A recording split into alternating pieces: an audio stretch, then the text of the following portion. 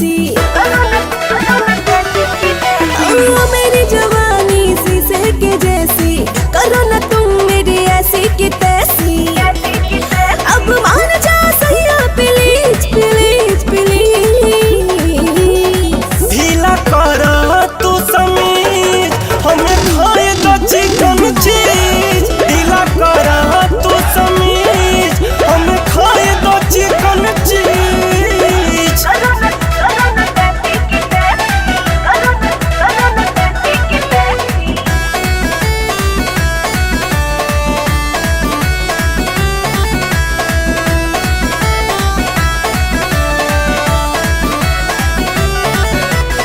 मेरा ये हुस्न पखेरू है, मेरा बलम तू तो सेरू है। करता टेकअप हमर विमान, तेजी से भरे द हमके उड़ान। करता टेकअप हमर विमान, तेजी से भरे द हमके उड़ान।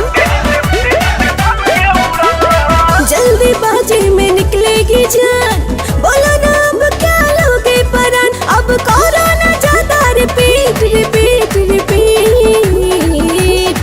ढीला कर तू समीज, हमें खाए द चिकन चीज। ढीला कर तू समीज, हमें खाए द चिकन चीज।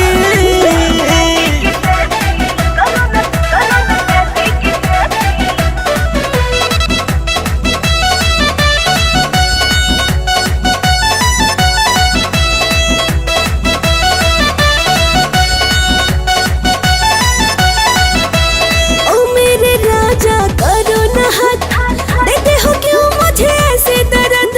कैले बारू जब लव मारे त सह तू दर्द ये हो मिसे। कैले बारू जब लव मारे सह तू दर्द ये हो मिसे।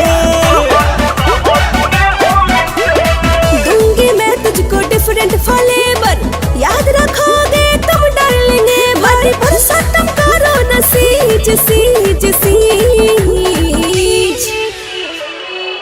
ढीला कर तू